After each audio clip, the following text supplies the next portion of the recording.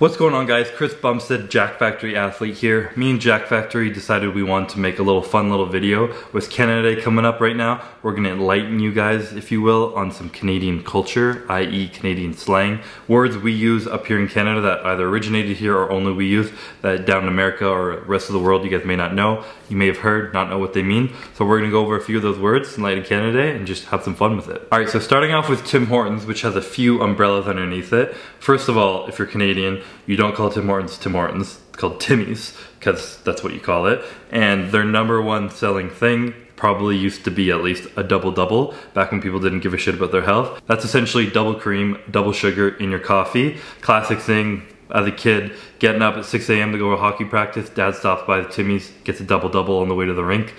Typical Canadian thing to do right there. Another big thing at Tim Hortons is our TIMBITS. TIMBITS. I believe Americans call them donut holes. Absolutely love these as a child. You go in and you get a pack of 8 or something for like $1, and they're just like little donuts pretty much in the shape of a ball. Tastes absolutely amazing. Honey dip is the way to go. Next up is beauty or beauties. Essentially it's someone who's like exceptionally good at someone. If someone's a beauty, they're just like elite, I guess you could say. You're at a party, someone's like QB for the football team, they got good grades in school, they're dating the hot girl at school, that person's a beauty. There can also be like an event or something can be beauty. If you win the Olympia, that's beauty, you know? Oh, you won? That's beauty, man. That kind of shit like that, just something good, really. Our biggest word that we use, obviously the one that everyone knows us for, is A. I get called out for this all the time when I'm traveling. Say A, people are like, A? Just kind of laugh at me. It means a lot of things, but mainly it's our polite way of saying what. If you're talking American, they don't hear you and they're like, what? Instead we say eh, to be a little more polite. A lot of Canadians also say sorry. Sorry, eh? That's what I say the most probably, that I don't hear someone, I'm like, sorry. But it can be used for a lot of things. We kind of add it onto the end of statements to turn it into a question, just to like get confirmation, which doesn't even make sense. But if you're standing outside with your buddy, it's raining, you're like, oh fuck, it's raining, eh? And your buddy will be like, oh yeah, eh? Just like confirming that it is. Just a word to add on to the end of the sentence, I guess, that we just do. Next up is TARP. It essentially just means a shirt. Most commonly used in the phrase that I heard is tarps off for the boys. If you're like, it's a hot day or something, like you see some guy with his shirt off. Tarps off, boys.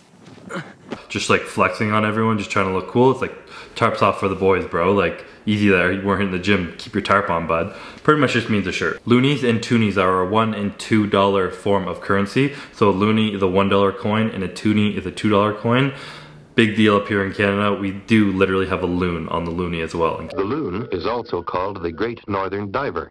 In case you were wondering. Out for a rip, which means you're heading out with the boys, having a good time, going for a drive maybe, just kind of chilling, going out and having a few brewskis, which means beer. I don't know if that's Canadian slang, but out for a rip, just kind of going out, laying back, chilling out and having a good time. Canadian tuxedo. You are an absolute beauty if you dress in a Canadian tuxedo. Essentially, it's just wearing denim pants and a denim jacket that match, all denim head to toe. That's called the Canadian tuxedo, certified beauty. A Mickey is our small bottle of alcohol that we have. I don't know what other word you would use for that. I believe it's 375 milliliters, which yes, is the metric system. You want to convert that to ounces, you can do that yourself because the whole metric system is the way to go and ounces make no sense to me.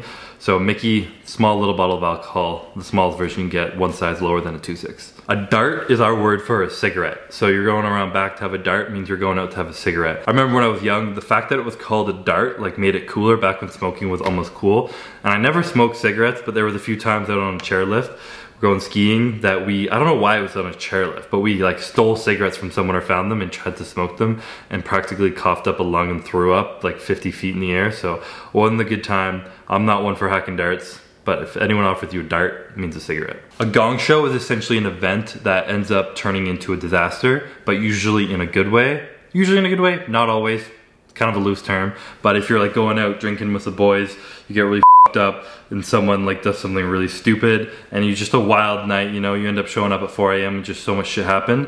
The next morning you're like, that night was an absolute gong show. Just like a shitstorm. Chirp or chirping someone is essentially like insulting them, making fun of them, going at them. So like, I think it originated from hockey, originally in sports, I believe, out on the ice when you're like skating around, you're chirping other people, trying to kind of get in their head, like talking shit about their mom the night before just to get in their head and kind of throw them off their game. Get those knee pads from your mom, bud? A toque, one of my favorite words to just say out loud.